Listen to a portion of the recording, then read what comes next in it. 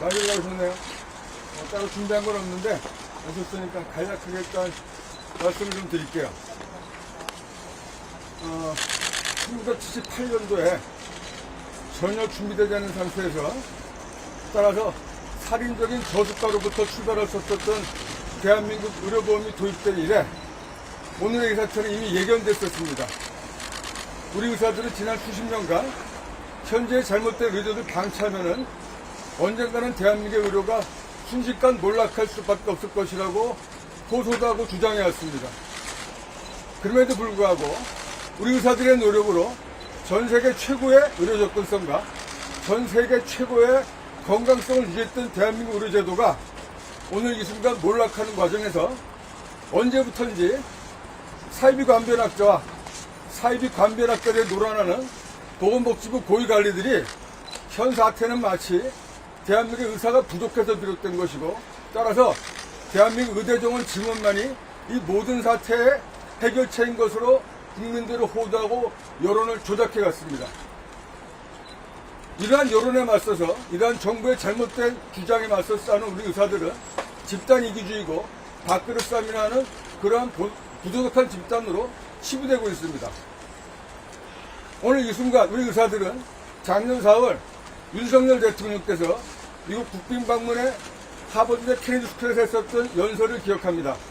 당시 연설의 요지가 자유로운 새로운 여정이라는 연설이었고 연설의 내용은 현재 전 세계는 허위선동과 가짜뉴스에 의하여 자유와 민주주의가 훼손당하고 있다. 우리들은 허위선동과 가짜뉴스에 의해 가짜뉴스로부터 자유와 민주주의를 지켜야 된다고 말씀하셨습니다. 우리 의사들은 오늘날 우리 의사들의 이런 저항이 가짜뉴스와 허위선동에 맞서서 싸우는 운동이라고 생각을 합니다. 오늘 이 자리에 내가 소개된 것은 제가 저를 비롯한 의료계 대표들이 전문의가 되기를 포기한 우리 수련이들이 집단으로 사직하게 한 것이 저희들이 교사를 한 것이고 그러한 저희의 교사에 의해서 전공의들이 대학병원을 떠나게 돼서 대학병원의 업무를 방해했다는 업무 방해죄로 저를 이 자리에 서게 했습니다.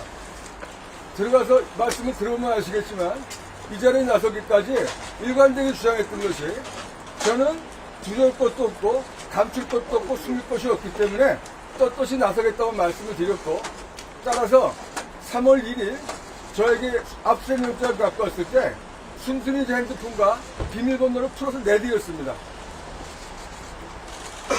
어제 우리가 이런 얘기를 했습니다.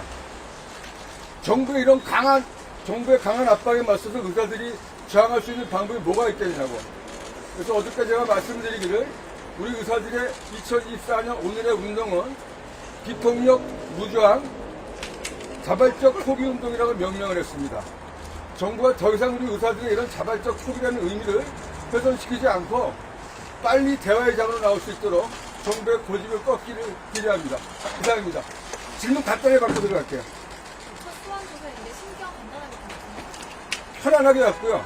편안하게 올 수밖에 없었던 이유가 말 그대로 숨길 것도 없고 숨길 이유도 없기 때문에 편안하게 왔고 아마도 우리 의료계 대표들을 고발한 정부 당국과 아마 시민단체라고 알고 있는데 크게 당할 겁니다. 실제로 나올 게 아무것도 없습니다.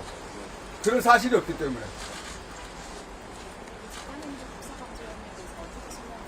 지금 말씀드렸지만 조사한 적이 없기 때문에 조사죄라는 것이 성립이 안 되고 그 방조죄라는 것이 어쨌든 간에 전공의들이 자발적 포기 상황을 집단 사직이라고 정부는 규정을 하고 그런 집단 사직하는 과정에서 우리들이 알고도 그걸 가만히 뒀다는 건데 현 정부가 착각하고 있는 게 있습니다. 여러분들 아시겠지만 MZ세대는 현재 우리 세대랑 완전히 새로운 신인류입니다. 선배들이 나서서 이렇쿵 저렇쿵 한다고 쌀을 싸려들도 아니고 우리가 가장 걱정하는 것은 혹시라도 선배들이 잘못 말해서 후배들에게 간섭을 하는 것처럼 보일까봐 노심초사하고 있는데 이런 상황에서 우리가 우리 후배들을 방조하고 조사했다?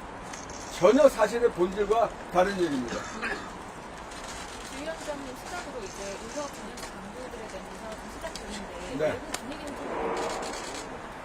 뭐 특별히 이렇다 할 변화 사항이 없습니다. 다른 남들의 출석 일정 보고 있습니다. 9일날 아마 노한규 전 회장이 출석한다고 그랬고요.